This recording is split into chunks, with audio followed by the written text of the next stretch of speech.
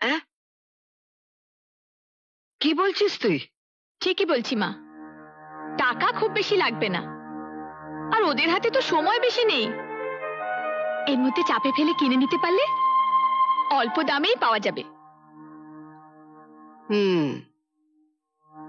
ঠিক আছে, কিন্তু জামাইয়ের নামে নয়, কিনলে আমি তোর নামে বাড়িটা কিনবো। সে তো বটেই, তারপর তুমি দেখে নিও, এক এক করে ওই বাড়ি থেকে সবাইকে আমি দূর করে দেব। আমি বাড়ি বিক্রি করছি? কে বললো আপনাকে? আহা, খারাপ তো কিছু করছেন না, রিটায়ার্ড মানুষ আপনি। আজকাল ভালো ঘরে মেয়ের বিয়ে দিতে গেলে অনেক অনেক টাকার দরকার হয়, তা বাড়ি বিক্রি করার সিদ্ধান্ত নিয়ে আপনি তো বুদ্ধিমানের কাজই করেছেন। টাকা দিয়ে জামাই কেনার মতো বুদ্ধিমান আমি এখনো হতে পারিনি বেআইন। বেয়ান, আহা, তুমি আবার এই অসুস্থ শরীর নিয়ে এখানে উঠে এলে কেন? এতদিন পরে বেয়ান এসেছেন, আমি কি শুয়ে থাকতে পারি? আমার জন্য আপনি ব্যস্ত হবেন না, আমি আবার যেখানে সেখানে কিছু মুখে দিই না। আমি এসেছি আপনাদের সাহায্য করতে। 5 লাখ টাকা চেক আমি সঙ্গে করে নিয়ে এসেছি।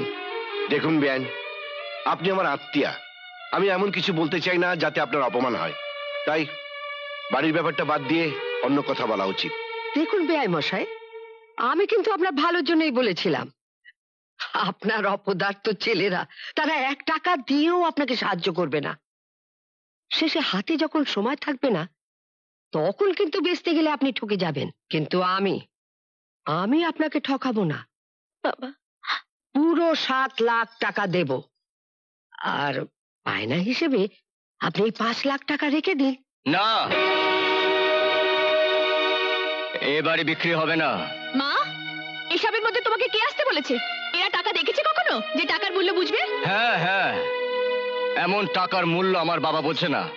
মজুদদারি, মুনাফাকারী, স্মাগলিং এর পাপের টাকার মূল্য আমার ভালো সৎ আদর্শবান বাবা বুঝবে কি করে? কি বললে তুমি? এত দূর আসপর্দা, বেয়াদব! ওরে বাবারে, ওরে ছাড়ো না, ও গেলাম। তুষার, ছেড়ে দাও নাকি? থাক থাক, ওই গুন্ডা ছেলেকে লেলিয়ে দিয়ে আর নাকামি করতে হবে না। আপনাদের ছোট লোকি ঢং আবার ঢের টাকা আছে। চুপ করুন। কি? আপনি কিন্তু আপনার ভদ্রতার সীমা ছাড়িয়ে যাচ্ছেন। নিজের সম্মান যদি নিজে রাখতে না পারেন তাহলে বেরিয়ে যান এখান থেকে, বেরিয়ে যান বাড়ি থেকে বলছে। চলে এসো মা, আমি এর প্রতিশোধ নেবই। আমার মাকে এভাবে অপমান? চলে এসো, চলে এসো মা, চলে এসো। মমতা, তোরা কি তোর মাটাকে মেরে ফেলবি? চল ভেতরে চল, চল।